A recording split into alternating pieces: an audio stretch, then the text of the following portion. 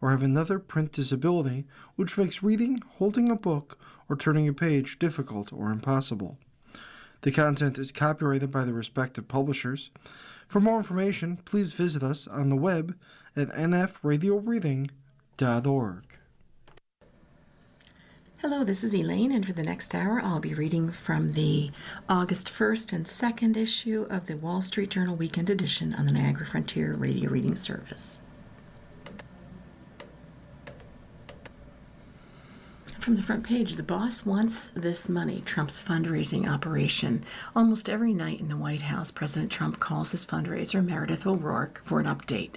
Trump asks O'Rourke which companies and donors have cut checks and which haven't, and for how much. He often asks her to make much larger financial requests than she was planning.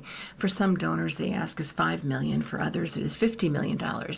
And the president gives her names to call, often including people who have recently met with him, according to people with knowledge of the calls. This is very important to the president. He asked me to call you and ask you for this donation. O'Rourke has relayed on phone calls with companies, persistently following up with them. In some calls, she has referred to Trump as the boss, saying the boss wants this money. In turn, Trump has called her the Princess of Darkness because she is such a killer with donors, according to people who have heard his comments. SoftBank donated $50 million towards Trump's presidential library. Apple cut a check for around $25 million toward his White House ballroom project, while Microsoft gave around $10 million and Amazon chipped in around $5 million, according to people familiar with the contributions. Meta Platforms recently gave $10 million to a Trump-aligned political committee. People familiar said on top of a multi-million donation to the ballroom and a prior $22 million payment of the planned presidential library.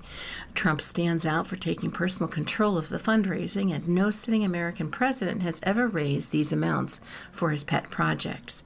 At the same time, companies have paid new attention to the White House as Trump has gotten involved in regulatory decisions that once were made by independent agencies, dramatically shifting the balance of power across Washington. Trump has been demanding checks from companies for a range of political and legacy projects, telling executives and lobbyists that their companies should give $25 million or $50 million. No laws prohibit presidents from raising unlimited sums for nonprofits, like the ones used for the ballroom and his presidential library or his super PAC or political issue committees. For most of these types of transactions, public disclosure where donors isn't required and reporting on spending is infrequent. All told, the second-term president has raised more than $800 million since returning to office, according to updated Wall Street Journal analysis. Some of the money is earmarked for specific projects, including the White House ballroom and the Freedom 250 funds for the nation's birthday celebrations. But Trump has floated using funds in other ways.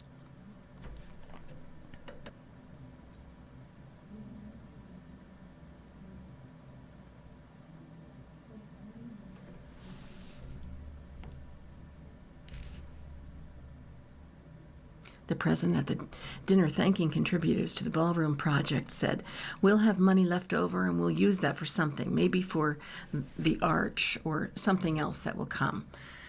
Interviews with dozens of donors, executives, lobbyists, Trump advisors, and others indicate a staggering fundraising and influence operation with Trump at the center. The president closely tracks who gives, aides said, repeatedly assigning O'Rourke with big asks that she has told others to make her uncomfortable. Danielle Alvarez, an outside spokeswoman for Trump and O'Rourke, said it was laughable that O'Rourke had never been uncomfortable with a request. Chevron was asked to give $50 million. The oil company gave millions, but far less than the requested amount. Several top Washington lobbyists have been asked to raise $50 million or more for Trump projects. Meta executives convened a series of calls among themselves to discuss strategy for being repeatedly asked to give money to various Trump funds. The company has donated to the inauguration, the ballroom, and 2 Easter events. About $22 million of Meta's money went into the library after the social media company agreed to settle a lawsuit Trump had filed for suspending his accounts. Meta also wrote a $10 million check for securing American Greatness, a political committee aligned with Trump that highlights conservative issues such as lowering taxes and crime. Contributions to securing American Greatness aren't publicly reported, unlike contributions to super PACs, which disclose donors in regular filings. When some donors have been put on the phone with Trump after giving millions, they expected to receive thank yous, but instead were asked for more money, people familiar with the calls said. In one case, O'Rourke asked an executive to cut a $1 million check to a Trump entity just days after he attended a thank you dinner for a separate multi-million-dollar donation he'd made to the president's ballroom, according to a person familiar with the exchange. Trump is shattering all fundraising paradigms in regards to hitting up corporate America for donations. The scope is mind-bogglingly large, said Douglas Brinkley, a presidential historian at Rice University. We used to talk about the Lincoln bedroom being for sale, but this is just a wholesale money through trough that's totally different. Critics alleged in the 1990s that the Clinton administration allowed overnight stays in the White House Lincoln bedroom in exchange for campaign contributions. In the Rose Garden on an April evening, some of the president's big donors mingled with White House aides and the president. Some of the guests received special tours, including of the Oval Office. "Have you ever seen anything like this?" Trump said on the tour. People with knowledge of the event said. Then one businessman stood up. It was the reclusive billionaire Timothy Mellon, who has donated millions of dollars to Trump causes, even in the form of solid gold, some of the people said. Mellon has contributed more than $100 million to MAGA Inc., Trump's super PAC. He gave a toast, several Rose Garden attendees said. He called Trump the greatest president in my lifetime. His remarks drew polite applause from the Fortune 100 executives arrayed around him. At another Rose Garden dinner, Google co-founder Sergey Brin was sitting next to White House Chief of Staff Susie Wiles. The White House referred requests for comment to Alvarez. She said the president is the most successful fundraiser in modern political history, and that Trump plans to use the money to help Republicans win big in the midterms, build an enduring political infrastructure, and continue advancing innovative private sector initiatives. One thing has never changed. President Trump can't be bought, she said. Trump's stance on fundraising has dramatically changed from when he was first running for president. In 2015, he called political action committees a scam, and he had disavowed them. Mark Short, Trump's former director of legislative affairs, said one of the things that most rallied his crowds in 2016 was draining the swamp. The crowds would go wild. Short and other former administrative officials said Trump had little interest in fundraising during his first term. There definitely wasn't a corporate shakedown like you see now, he said, adding that the president during his first term didn't aggressively seek money from companies with business before the government. In 2020, Trump raised money for his re-election campaign but wasn't notably aggressive. Wiles had to persuade Trump during the 2024 campaign to do fundraising calls, but he embraced big money on the campaign trail, even asking oil executives to give $1 billion at a Mar-a-Lago event in April 2024. At one point, he told donors he wouldn't have lunch for less than $5 million, according to audio from a 2024 fundraiser reviewed by the Journal. O'Rourke, a well-known fundraiser in Florida, was part of Trump's 2016 and 2020 operations. In the 2024 cycle, she was tapped to lead fundraising for the whole campaign. She opted to drive 6 hours between the Trump campaign headquarters in Palm Beach and her home base in northwestern Florida instead of flying, so she could spend time on back-to-back calls with donors. After the 2024 election, Trump realized how many donors and companies were lining up outside Mar-a-Lago to cut multi-million-dollar checks and told O'Rourke to start soliciting donations, advisors said. Strike while the iron is hot, Trump told O'Rourke, according to Trump advisors and an account the president has repeatedly given in private settings. O'Rourke isn't a government employee, although she is often at Trump's side. She sometimes sits in on meetings, including when Trump meets with corporate executives about issues that affect them.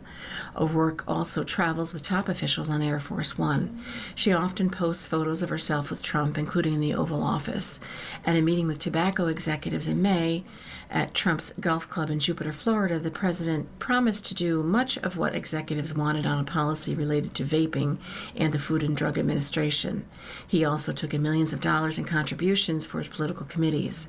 O'Rourke sat in on the meeting shortly after the FDA lifted restrictions on some flavored vaping products, and the FDA's chief was gone. At the time, White House spokesman Kush Desai said the only guiding factor behind the Trump administration's health policy making is gold standard science. FDA's regulatory treatment of nicotine pouches and vapes is rooted in recent evidence that has found they can help adults quit smoking. Trump, tapping his real estate sales roots, has conversations with O'Rourke about how to specifically sell various projects, giving her pointers on how to pitch the library, according to people familiar with the conversations. Trump has told allies that he doesn't want to struggle to raise money for his library the way Joe Biden has. Plans for the Trump Library show a glass-walled skyscraper that is expected to also have a hotel. She's a combination of tough but charming, and she absolutely has the president's 100% trust and respect, said Brian Ballard, a top Washington lobbyist who first worked with her in Florida in the 1990s. She literally is the most talented fundraising professional I've dealt with, and I've dealt with a ton of them. O'Rourke sends out invites to prominent CEOs and lobbyists to attend $1 million per head candlelight dinners at the White House or one of Trump's properties, where guests are given extraordinary access to the president. O'Rourke often attends the dinners and takes notes about what the president promises and what the donor says, and she will filter the notes to White House officials. Trump will often ask the donors to follow up with O'Rourke. At times, donors with particular agendas have shown up, such as a marijuana CEO pushing for change in drug laws, or the CEO of Pfizer, who talked up experimental cancer drugs. A regular presence at Trump's dinners are cryptocurrency executives.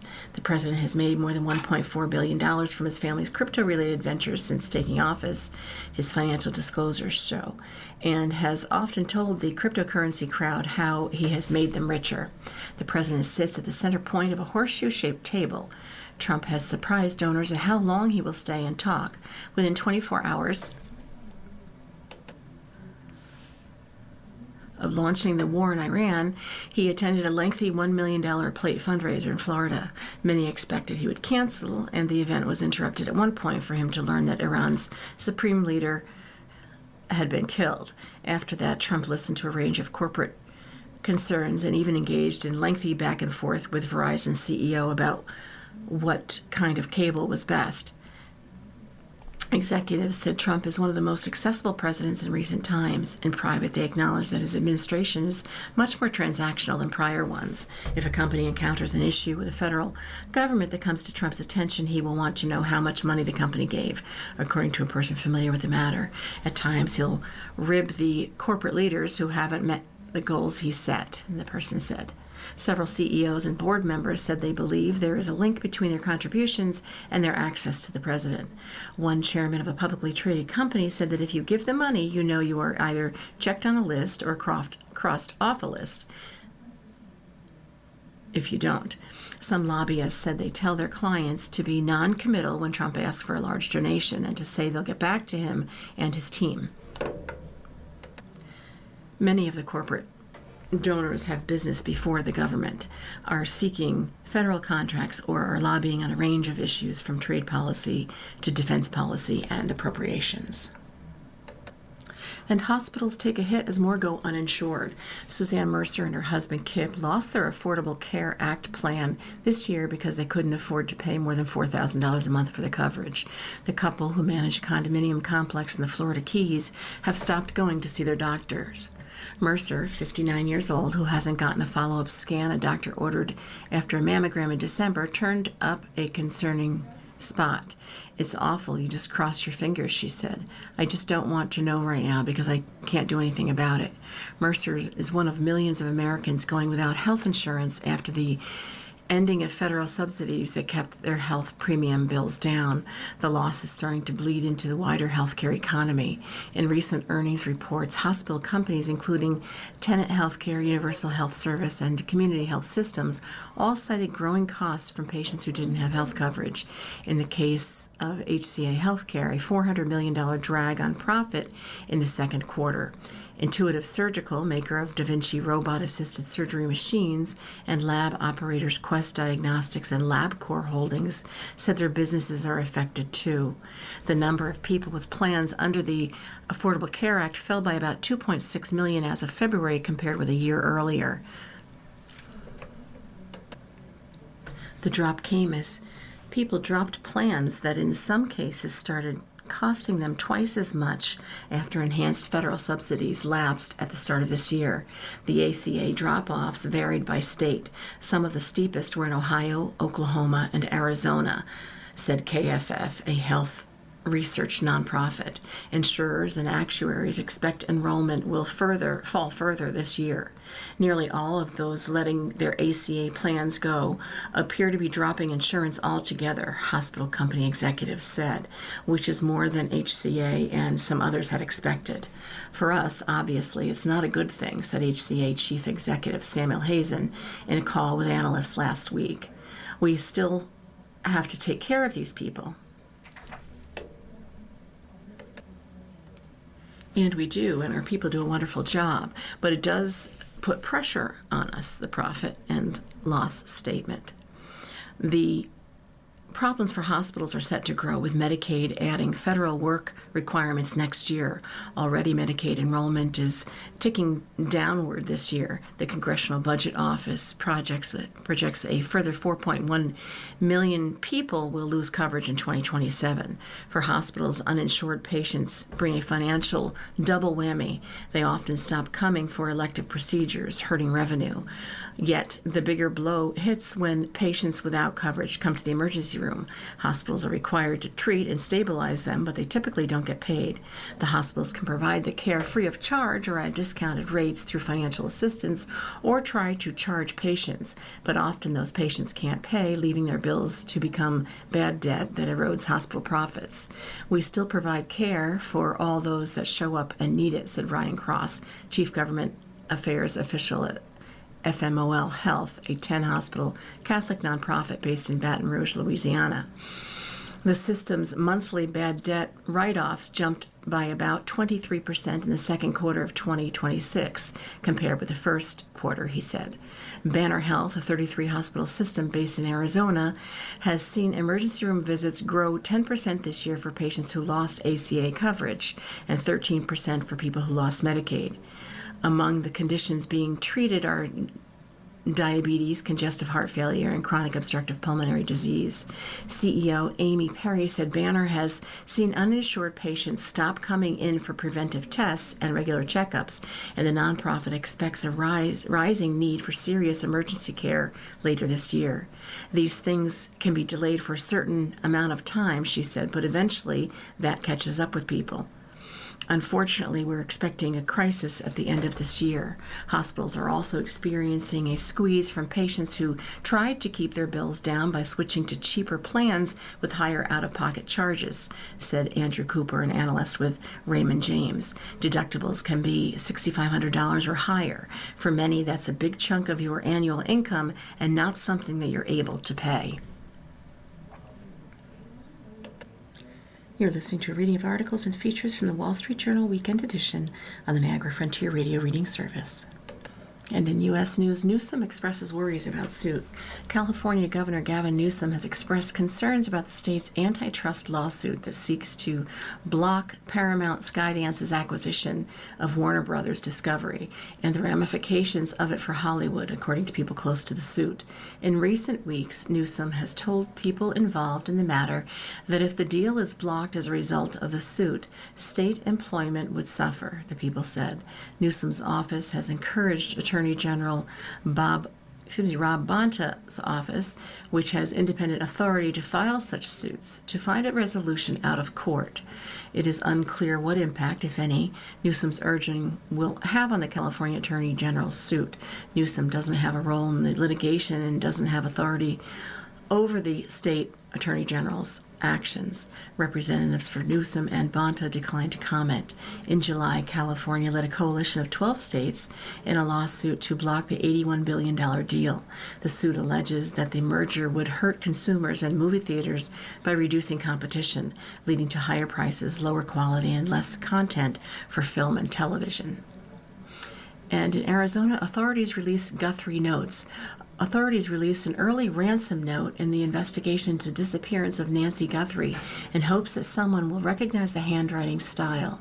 A second note released Friday indicated Guthrie died shortly after she was kidnapped. Both notes initially were sent to a Tucson television station days after the 84-year-old mother of Today show host Savannah Guthrie went missing from her home outside Tucson on February 1st. Authorities haven't said whether Nancy Guthrie is still alive. No suspects have been arrested in Guthrie's disappearance. The Federal Bureau of Investigation in Washington didn't respond to questions about the notes. In releasing the notes, the Pima County Sheriff's Department said, "We believe these distinctive linguistic characteristics may be recognizable." The first note, sent February 2nd, said Guthrie would be released unharmed once her captors received $4 million in cryptocurrency, with the ransom increasing if the first demand wasn't met. It said Guthrie would be released within 12 hours if the payment was received, and included a threat to kill her if the ransom wasn't paid. The second note, sent February 6th, and said Guthrie died shortly after she was taken. And Russia clamps down on video posts. When a series of Ukrainian drone strikes targeted a major retail warehouse in southern Russia this past week, police released a video aimed at sending a message to anyone thinking of sharing clips of such attacks online. The video showed a 19-year-old woman apologizing for filming the aftermath of a drone attack on a warehouse belonging to online retailer Wildberries in the city of Krasnodar. "I admit my guilt and promise that this won't happen again," said the woman, whose face was blurred and who wasn't named by police. She faces a fine if found guilty of violating rules on filming drone attacks. Ukraine has increasingly used drones in recent months to hit targets deep inside Russia and disrupt its economy. Strikes on oil refineries have led to fuel shortages and long lines at gas stations throughout the country. Now authorities are trying to stop Russians from posting videos showing damage from the attacks, which are widely shared on messaging platforms such as Telegram. Police across Russia have detained people for filming the attacks and publicly warned that doing so could be deemed tantamount to treason. Russia has sought to block Telegram. On Wednesday, the country's Federal Security Service, or FSB, said it was charging Telegram's Russian-born founder, Pavel Durov, with facilitating terrorism, citing the platform's failure to remove channels that Ukraine uses to coordinate attacks. Restrictions on filming strikes have been introduced in about two-thirds of Russia's regions in recent months, according to a tally by Department One, a Russian human rights group. In May, when Ukraine stepped up its strikes on Moscow, the Russian capital banned the publication of photos and videos showing the aftermath of what authorities called terrorist attacks. Russian authorities say sharing videos of the attacks online allows Ukraine to assess the damage and pinpoint the likely location of Russian air defense systems. Critics say the ban is a face-saving move by the Kremlin that is intended to maintain the illusion that the war is having a minimal effect on the lives of ordinary Russians. President Putin's problems have been mounting in recent months, with Russian gains on the battlefield having slowed and its army taking heavy casualties. Ukraine has meanwhile found that its stepped-up drone production and deep strikes are allowing it to inflict a greater toll on Russia than at any previous time during the war. To a mass audience, visuals matter much more than words, said Abbas Galyamov, a former Putin speechwriter. If there are no images of burning targets, it will be much easier to maintain the illusion that everything is going according to the plan, and that is Putin's main message. And EU inflation rebounds on high energy prices. Inflation in the Eurozone rose further above the European Central Bank's target in July as energy costs accelerated again and services prices firmed, with the future path of price rises heavily dependent on the Middle East war. Annual consumer price inflation in the 21-nation Eurozone was 2.9% in July, up from 2.8% in June, the European Union Statistics Agency said Friday. That was a little above expectations of a consensus of economists polled by the Wall Street Journal that saw the rate holding at 2.8%. Energy inflation, which cooled in June after tensions in the Persian Gulf eased, rebounded to 10% in July from 8.5% the previous month. The resumption of hostilities between the U.S. and Iran led oil prices higher during much of July, though they lost some gains this past week. The increase in energy inflation also likely is because of the elapsing of a fuel tax reduction program in Germany in early July. There also were tentative signs that the rise in oil and gas costs since the war started in late February could be driving up prices elsewhere in the economy. Services inflation picked up to 3.3% from 3.2%, while core inflation, which strips out energy and food costs, edged higher to 2.5% from 2.4%. This is likely to mark the beginning of a rise in the core inflation rate. The longer the conflict in the Middle East persists and disrupts the transport of oil and oil products, the more companies will pass on their higher energy costs, said Vincent Stamer, senior economist at Commerce Bank, in a note to client. All that took the inflation rate further ahead of the ECB's 2% target, above which it has been since March. The ECB left its key interest rate in July, with most investors expecting it to rise again at its next meeting in September. At the bank's July meeting, its president, Christine Lagarde, said the outlook for the energy prices, while volatile, is in line with the ECB's baseline projections, even if that is well above levels before they started the war. Meanwhile, food, alcohol, and tobacco inflation declined to 1.2%, its lowest level since June 2021. And Beijing satellites are closing a big technological gap. China aims to match the U.S. as the world's leading space power and is catching up fast, especially when it comes to satellites, giving Beijing the potential to impair rival networks and blunt U.S. military might. Among other advances, Beijing has made strides in upgrading its GPS rivaling navigation system and its remote sensing abilities, the use of satellite technology to capture data from the Earth's surface, according to analysts. These systems give China the ability to gather intelligence and conduct military operations with greater precision, undermining Washington's ability to project power. The Pentagon has voiced concern about China's growing abilities, while the State Department has accused Chinese companies of providing satellite imagery that Iran could use to target U.S. forces in the Middle East. Beijing sees space as an agenda for geopolitical competition, where the United States is the main competitor, said Clayton Swope, a senior fellow at the Center for Strategic and International Studies, a Washington think tank. China now can do a lot of what the U.S. can do from space. China has accelerated its deployment of civilian and military hardware into orbit, with technological advances and growing constellations of satellites that help Beijing track events on Earth in real time and in greater detail than ever before. China's gains have spurred calls by officials in Washington to head off what they see as Beijing's quest to displace the U.S. as a preeminent space power. China has a growing array of space capabilities that has strengthened its ability to coordinate its own operations.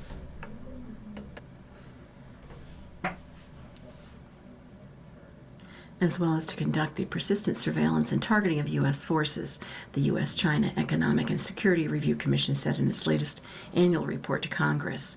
China's gains in remote sensing are driven by what Western analysts say is world leading research in sensors and satellite positioning technologies.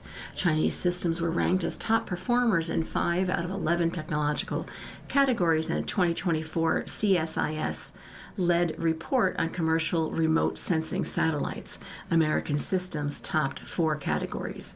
Beijing's advancements will likely enable its military power to monitor and attack U.S. forces more successfully with greater range and precision, OTH Intelligence Group, a U.S. consulting firm, said in a 2024 report to a congressional commission. China's military, which launched its own Space Force in 2024, has access to more than 510 satellites with intelligence, surveillance, and reconnaissance technologies that boost Beijing's ability to track the movement of U.S. forces, including its aircraft carriers and other assets, according to U.S. Space Force. The advancing capabilities and growing numbers of China's intelligence, surveillance, and reconnaissance satellites have increased its ability to monitor U.S. and allied military assets and activities throughout the Pacific and provide targeting support to long-range kill change, or the process of identifying, attacking, and destroying targets, the Pentagon said in December. Experts say these new satellites offer higher resolution imagery that China can use to track U.S. forces more effectively in Asia. Such imagery can be analyzed using artificial intelligence to extract timely military intelligence. You are listening to a reading of articles and features from the Wall Street Journal Weekend Edition on the Niagara Frontier Radio Reading Service. Inside the 48 hours where it all went wrong for FIFA's boss, on the day that Gianni Infantino stood alongside President Trump to present the World Cup trophy to Spain, he was still one of the most untouchable figures in sports. The FIFA president, who had led soccer's world governing body for a decade, had recently announced his intention to run for a 3rd term. He had guided the World Cup to unprecedented revenue, and he knew that around 200 of the 211 associations that make up FIFA's membership already supported his bid for re-election. That was less than 2 weeks ago.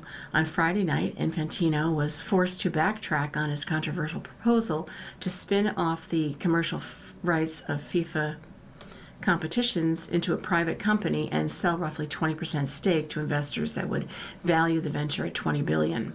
Support turned against him from federations around the world, and a key advisor, the former Goldman Sachs banker and U.S. soccer president Carlos Cordero, resigned in protest on Friday morning. Cordero had been at Infantino's side for the past 5 years and acted as a leading emissary to the White House. Let me be clear, I had no involvement in this proposal and I oppose it unequivocally, Cordero said. It's a bad deal for FIFA's member associations, a bad deal for football, and a bad deal for the long-term future of the game. The groundswell against Infantino began on Thursday with the threat of a World Cup boycott from all 55 European countries. Then CONCACAF, which oversees the game in North America, Central America, and the Caribbean, expressed deep concerns over the project known as FIFA Forward Enterprise. And even after FIFA issued a clarification on Friday morning insisting that nobody is selling football, the Asian Football Confederation joined the chorus. The fact that the situation has reached the point where the real possibility of a FIFA World Cup boycott has entered public discourse should concern everyone who cares about the future of our games, the AFC said. Should those 3 confederations band together behind a rival candidate in FIFA's presidential election early next year, they would, in theory, have enough sway to oust Infantino under the organization's one country, one vote system. First, however, they would need to nominate an opposition candidate. At the moment, Infantino is still due to run unopposed, just as he did in 2023. Back then, at a vote held in Kigali, Rwanda, the support for him was so overwhelming that he was ushered back into office by acclaim, with a storming round of applause replacing a formal vote. To all those that love me, and I know there are so many, and those that hate me, and I know there are a few, I love all of you, of course, Infantino, a Swiss lawyer and former UEFA executive, said at the time, today especially. Already, the key plank of his campaign has been to increase payments to member associations all over the world for development projects. It was an approach perfected by the former FIFA president Sepp Blatter, who made it his mission over 17 years in charge to gain support outside of the traditional soccer heartlands. By spending liberally to grow the game beyond Europe and South America, Blatter earned unflagging support from the huge blocks of voters who viewed him not as a soccer official but as a great humanitarian. Anything Blatter spent, though, has been dwarfed by the funds Infantino promised this week. In a proposal first leaked on Tuesday, Infantino's FIFA Forward enterprise pledged up to $40 million over the next 4-year cycle to every national soccer federation on the planet, from defending men's and women's world champion Spain to 211th ranked San Marino. The revenue for this summer's World Cup went beyond FIFA's wildest dreams, generating $15 billion in revenue, up from an earlier projection of $11 billion. But the organization believed it could press even further. FIFA had begun working with J.P. Morgan Chase early in the year to eventually invite outside investors to buy a stake in FIFA's commercial operations, including broadcast rights, ticket sales, marketing, and licensing. J.P. Morgan had been involved in the doomed 2021 European Super League project. The bank ultimately issued an apology after the ESL collapsed in the face of fan protests. The plan this time was for FIFA Forward Enterprise to upgrade monetization and enhance access to capital for the organization, according to a 25-page pitch deck for the program obtained by the Wall Street Journal. One way they planned to do that was by increasing the total number of FIFA competitions across all age groups and versions of the game to 450 over the next 4 years, up from around 200. But in discussions on both sides of the Atlantic, soccer executives have wondered why any of this was even necessary from a highly successful nonprofit. If member associations believe additional investment is needed to develop the game, FIFA already has the financial capacity to provide that support from its existing resources, Cordera said. This all ended on Friday night when FIFA issued a statement that said after listening to all views, the plan created divisions that are no longer in the interest of the objectives in the first place. Ford made boring cars popular. It doesn't want them anymore. On a recent afternoon, Matt Simpson watched as a parade of brawny off-road SUVs, pickup trucks, and high-powered sports cars stormed down a NASCAR racetrack in mid-Michigan. Each was the fruit of Simpson's customization division at Ford Motor. His team designs packages that let Bronco SUVs and F-150 owners trick out their rides with unique paint jobs and high horsepower engine upgrades, a lucrative business these days. Nowhere to be found stayed family sedans, cheap hatchbacks, or frumpy minivans. Ford no longer makes any of those. This is the most passionate lineup that Ford has ever had, Simpson said. It's a shift away from cars that Ford's chief executive, Jim Farley, has deemed boring, and it has been great for the automaker's bottom line.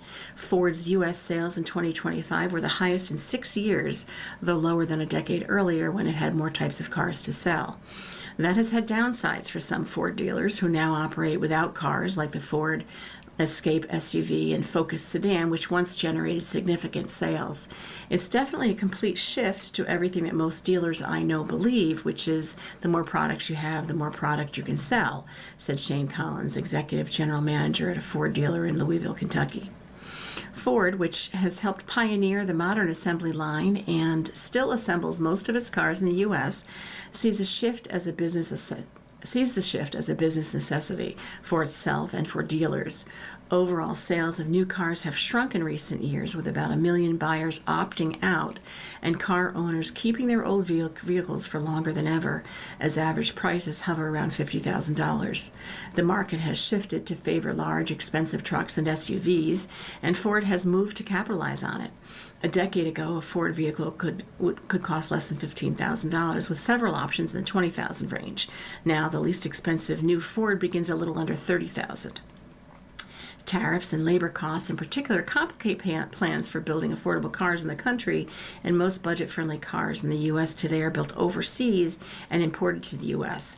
Crosstown rival General Motors, for example, sells 2 small SUVs priced below $25,000 that are assembled in South Korea. Ford assembles more cars than any competitor in the U.S., a point it routinely champions. The company says it still wants to build small, affordable vehicles, and that it is planning to launch 5 new models priced below $40,000 by the end of the decade. They just have to look different from competitors and be profitable. If I had to grade us in in the years past, in the affordable space, we were average at both, and therefore it wasn't a sustainable winning proposition, Andrew Frick, president of Ford's Electric and Gas Vehicles Division, said in an interview. Still, Farley is clear about the long-term vision, making Ford the Porsche of off-road and getting the company out of the ordinary and into the iconic vehicle business. I hold that it is better to sell a large number of cars at a reasonably small margin of profit than sell a few cars at a large margin of profit, Henry Ford wrote in 1927 in a full-page ad taken out in newspapers around the country. Ford Motor ran that playbook for decades. Its lineup grew to include compact cars, coupes, full-size sedans, station wagons, trucks, and SUVs like the Bronco in the 1970s. Until fairly recently, Ford still sold hundreds of thousands of every-person vehicles each year like the Taurus and Focus, generic-looking, commoditized vehicles with direct competitors at companies like GM or Toyota that often yielded low profit margins. The last of that breed was the Escape, a crossover SUV that once started around 28,000 but ended production in 2025. As of July, only a few thousand unsold Escapes remained on dealer lots. The former Escape factory is now filling up with a 30,000 all-electric pickup by Ford designed to match the high-tech offerings from upstart Chinese competitors, which are gaining market share around the world.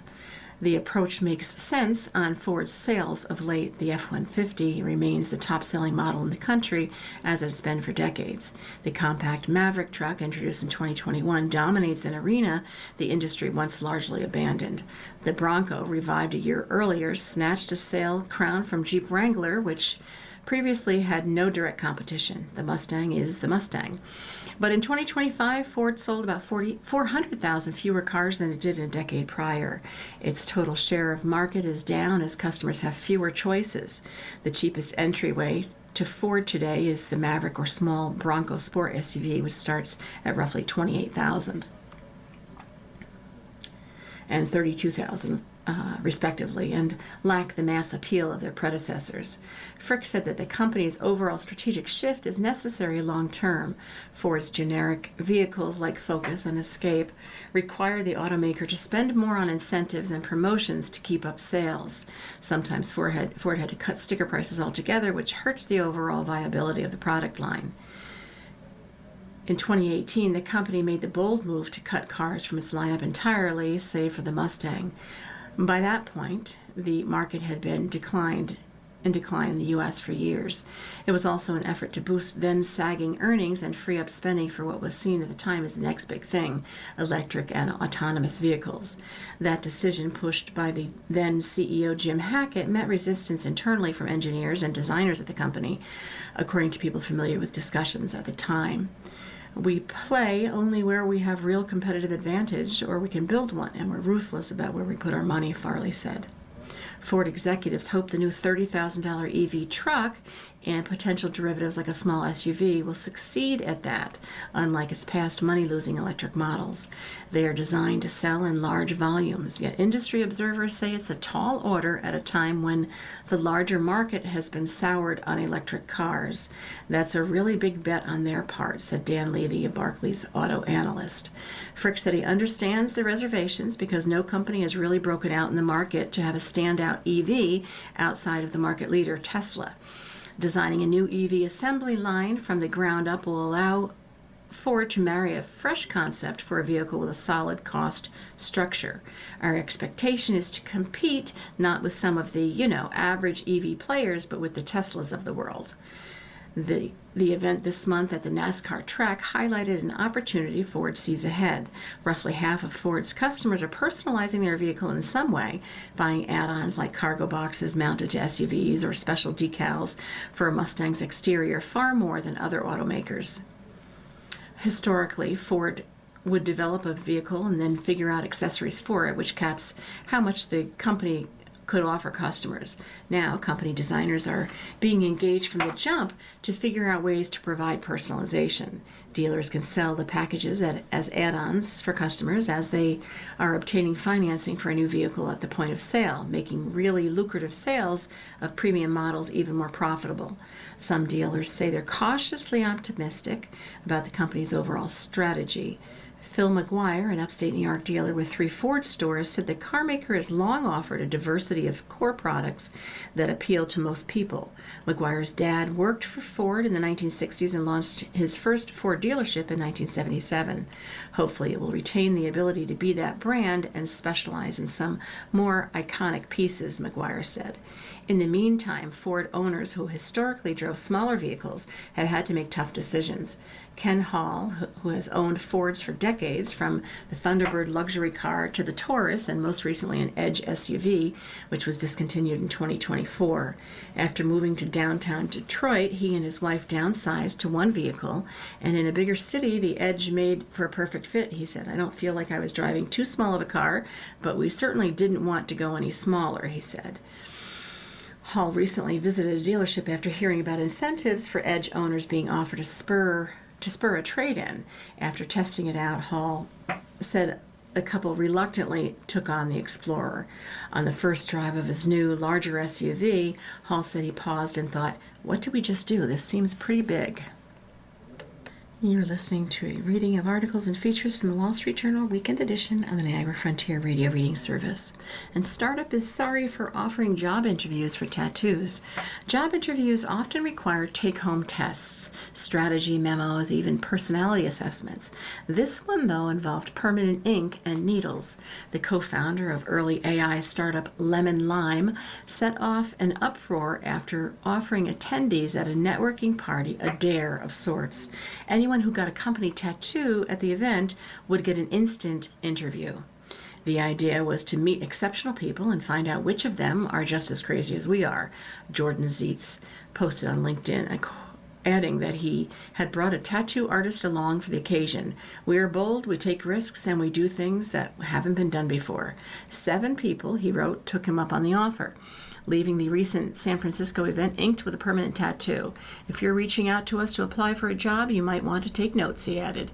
The online outrage erupted almost instantly, from people venting about Orwellian Silicon Valley startup culture. Others decried a hiring environment in which job seekers have to jump through even more hoops just to get a foot in the door. "The job market cannot be this cooked," one ex-user wrote, that kids have to get permanent tattoos to get interviews. Another, more sheepish, post from Zietz followed. "I messed up," he wrote, calling the offer reckless. This time, he said that all the people who got tattoos chose their own. None was asked to get one of Lemon Lime's logo. Still, he said, "I should have understood the pressure and power dynamic created by connecting tattoos to hiring." Zietz and co-founder Daniela Munoz started Lemon Lime earlier this year as a business that creates AI agents and automations for companies. The 5-person company is in the current batch of startups going through the renowned Y Combinator Startup Accelerator program, and many people there were fellow Y Combinator founders and participants in the startup school. One of them, Dimple Amitha Garudapuri, attended the event to network with other founders. She has her own startup called Stree Health, which is focused on women's health. She had been considering a tattoo for some time and embraced the chance to go for it. She got something personal to her, but declined to say what it was, except that it was neither a lemon nor a lime. The photo of her receiving a tattoo went viral, along with posts that she was interviewing for a job. "I felt the narrative of my virality wasn't in my control." She is focused on her startup and is hiring. "No tattoos required. We don't discriminate," she said. Zietz is no stranger to public attention. In 2022, while playing the tree, Stanford's unofficial mascot, he unfurled a 40-foot banner that read, "Stanford hates fun." Veteran startup founders said the Lemon Lime Gambit succeeded in generating attention, but plenty questioned the move.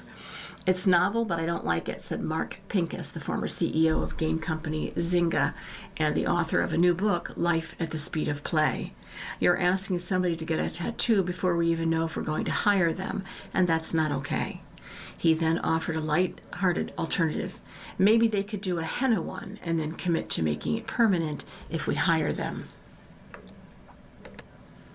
And Universal Music shares slump. Universal Music Group stock suffered its steepest decline since the record label behind Taylor Swift, Lady Gaga, and Bad Bunny went public in 2021 after revenue from subscriptions disappointed investors. Shares in the world's largest music company plummeted 25% in Amsterdam on Friday, trumping a 23.5% dive on July 25th, 2024 that was also triggered by weak revenue growth from subscriptions and streaming. Those services boomed at the height of the pandemic when listeners turned to digital platforms to enjoy their favorite artists after coronavirus restrictions brought live concerts to a standstill. Growth has cooled in recent years, but subscriptions and streaming remain a key focus for investors as they are part of the group's recorded music business, which accounts for the lion's share of revenue. Universal Music on Thursday posted second quarter revenue of 3.29 billion euros, equivalent to $3.79 billion, a figure that includes contributions from the acquisition of Downtown Music Holdings that Universal's Virgin Music Group completed in February. However, analysts and investors are focusing on Universal's underlying performance without the Downtown acquisition. Revenue from subscriptions grew 6.7%, below consensus of 9.3%, and marking a slowdown from growth of 7.9% that Universal recorded in the first quarter. Meanwhile, adjusting earnings before interest, taxes, depreciation, and amortization, Universal's preferred measure of profitability came in at 664 million euros without the Downtown acquisition, also below consensus of 703 million euros. Bernstein analysts once wrote in a note to clients that Universal's second quarter figures were underwhelming on all fronts and indicated that a potential improvement in streaming subscriptions revenue had been delayed to the second half of the year. Universal stock is down more than 40% over the past 12 months as investors' hopes of a significant rebound in subscriptions and streaming revenue growth never materialized. Friday's share rout came about 2 months after the company's board unanimously rejected a $65 billion bid from Bill Ackman's Pershing Square Capital, saying the proposal undervalued the group.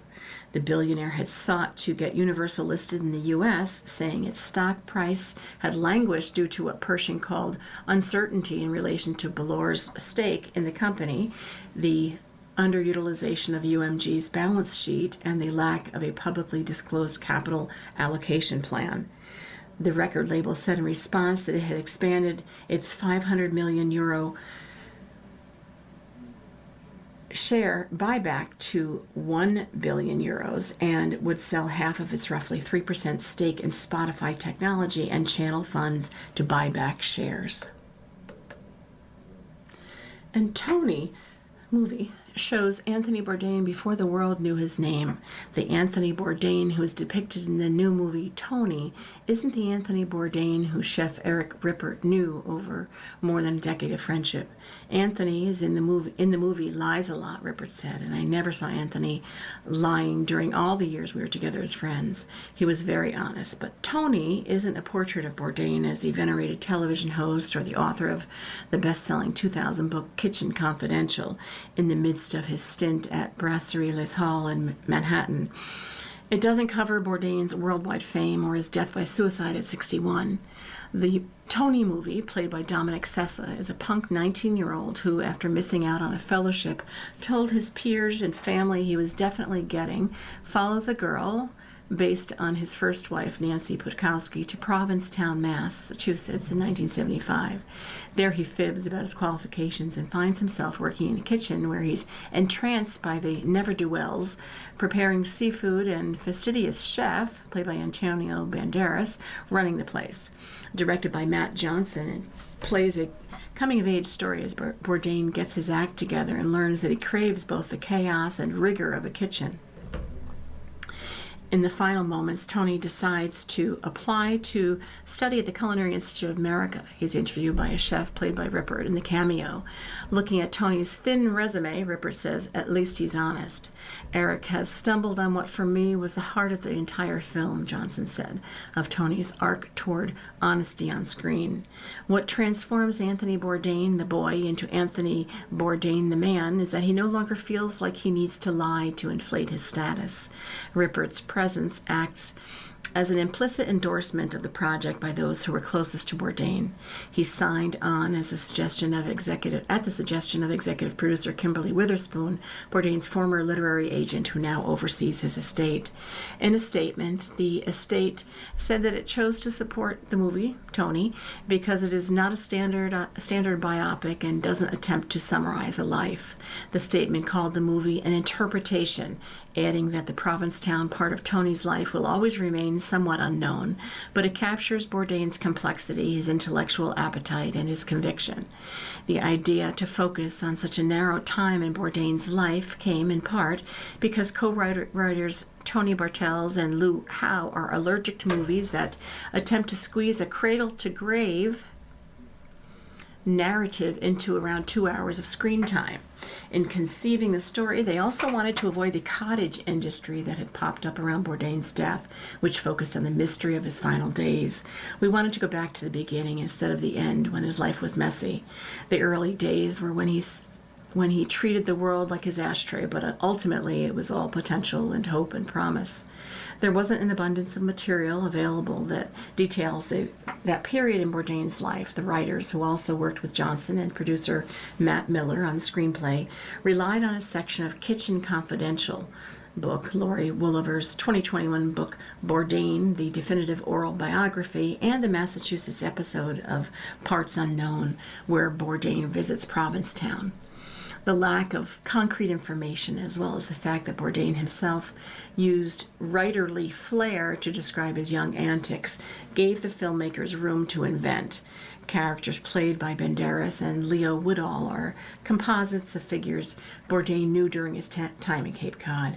For Johnson, Banderas' chef represents the ethical, disciplinarian side of Bourdain's public persona, while Woodall's Sal, a drug-addled wild card, the libertine element. Howe said Witherspoon appeared less concerned with factual accuracy than when parts of the story didn't ring emotionally true. Johnson, who doesn't consider himself a die-hard Bourdain fan, wasn't interested in catering to viewers who have binged every episode of Parts Unknown or No Reservations. "I was trying to make this for people who had no idea who Anthony Bourdain was." Still, if the movie is about a young version of Anthony Bourdain with whom audiences aren't familiar, Rippert's appearance is a nod to the man he will become. Miller said the filmmakers initially looked at auditions from actors local to their Massachusetts shoot for a small role before deciding a notable figure should cameo instead. Rippert, the Michelin star Le Bernardin chef, said yes without seeing the script because of his trust in Witherspoon. It's a very important, pivotal moment in his young age that had actually a huge impact later on his life. You've been listening to a reading of articles and features from the August 1st, 2nd issue of the Wall Street Journal Weekend Edition. We read from the Wall Street Journal Weekend Edition every Monday at 7 a.m. Your reader has been Elaine. Thank you for listening. You're listening to the Niagara Frontier Radio Reading Service. Volunteer radio readers broadcast daily readings, 24 hours a day, of newspapers, magazines, books, and other printed matter to area people who are blind or have a print disability, who are provided reading radios. The Niagara Frontier Radio Reading Service has broadcast almost 40 years of radio readings to those without sight. Our broadcast signal is provided at no charge by WNED. Radio Reading Studios are at 1199 Harlem Road in Cheektowaga. For more information on the Niagara Frontier Radio Reading Service, call 716-821-5555.